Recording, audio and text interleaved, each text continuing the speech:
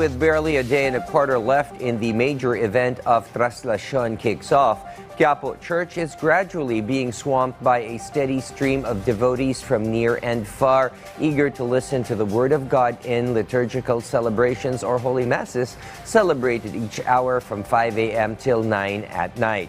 Law enforcement presence has also grown, and a number of locations around the church have been cordoned off with security purposes. Our Bien Vinny Manalo took his team to ground zero of the Black Nazarene Feast Day, and he filed this report. From Naiya, MJ goes straight to Quiapo Church to attend Mass. She is from America and has been working there for more than 20 years. She has been a devotee of Jesus Nazareno for more than 2 decades. So whenever she returns home from the America, her first destination is Quiapo Church to give thanks for all the graces she has received. Nagpapasalamat kami, nakarating kami ng maayos. Lahat naman ng hinihiling ko sa kanya, binigay niya naman. The sisters, Sol and Minda, are from Plaridel, Bulacan. They have been devotees to Jesus Nazareno for 6 decades. They also used to attend Mass to express gratitude for all the blessings they have received. They pray for peace for all and the good health of their families. Magkaroon lang ng kapayapaan na itong ating mundo. Panalangin ko na sana lumakas lang, bigyan silang kalakasan ng mahal na sarili.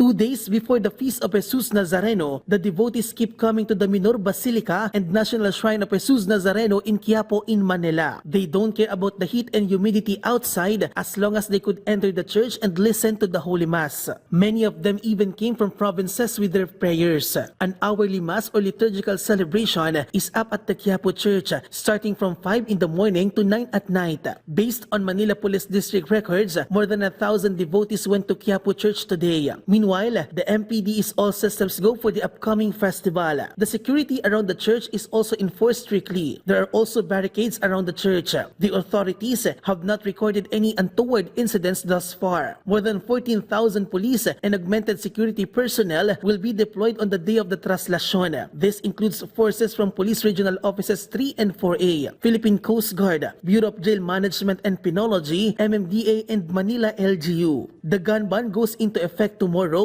January 8 to January 11. Also, the liquor ban will start tomorrow at 9 in the evening until January 10. Last year, approximately 6 million devotees joined the Traslacion, and the number of visitors this year is expected to be higher. Meanwhile, the vendors around the church have also come alive. Kahit papano meron naman, kaya lang ngayon matumal pa.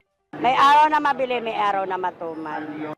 The police is expecting a huge inflow of devotees on the day of the Traslacion. So they are strictly reminding the devotees to eat enough and not to join the Traslacion all liquored up and on an empty stomach or under the influence of alcohol. Bien Manalo from the National TV Network for a new and better Philippines.